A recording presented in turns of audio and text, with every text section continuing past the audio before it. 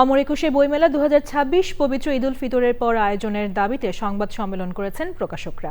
তারা বলেন, রোজার মধ্যে বইমেলা আয়োজন করা হলে পাঠক সমাগম কম হবে, এতে প্রকাশনা শিল্প বড় ধরনের আর্থিক সংকটে পড়বে। সংখ্যাগরিষ্ঠ সৃজনশীল প্রকাশকের মতামতের প্রতি সম্মান জানিয়ে বইমেলা আয়োজনের দাবি জানান তারা। রিয়াজ ইসলামের রিপোর্ট। ত্রয়োদশ জাতীয় সংসদ নির্বাচনের কারণে পিছিয়ে 20 ফেব্রুয়ারি অমর একুশে বইমেলা আয়োজনের ঘোষণা দেয় বাংলা একাডেমি। কিন্তু ঘোষিত তারিখে বইমেলায় অংশ না নেওয়ার ঘোষণা দিয়েছে 31টি প্রকাশনা সংস্থা। তারা চান পবিত্র ঈদ উল ফিতরের পরে অমর একুশে বইমেলার আয়োজন। এই দাবিতে জাতীয় প্রেস ক্লাবের আব্দুস সালাম হলে সংবাদ সম্মেলন।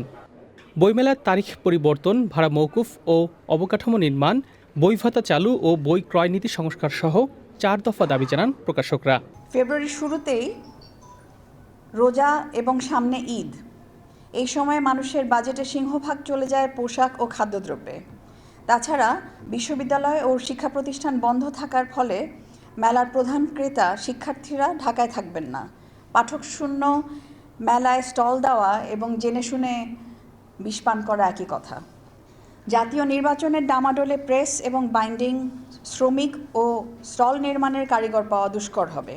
প্রকাশনা শিল্প দুর্বল হয়ে পড়লে ক্ষতিগ্রস্ত হবে দেশের সামগ্রিক সাংস্কৃতিক চর্চা বলে জানান তারা। একটি জাতীয় আয়োজন, কিন্তু সেই আয়োজনে সরকারি কোনো অর্থ বরাদ্দ থাকে না। পুরো মেলাটাই আয়োজন হয় প্রকাশকদের অর্থ এবং আপনার স্পন্সরের পয়সা দিয়ে। যে সরকারের কাছ থেকে বা বাংলা একাডেমির কাছ থেকে আমরা এখন পর্যন্ত কোনো আশ্বাস পাইনি। রমজানের পরে প্রতিকূল অবস্থা যদি একটু থাকেও সেটাকে সেইভাবে আমাদের প্রস্তুতি নিয়ে আমাদের মেলাটা যদি আমরা আয়োজন করি, সেটি অনেক ভালো একটি মেলা হবে।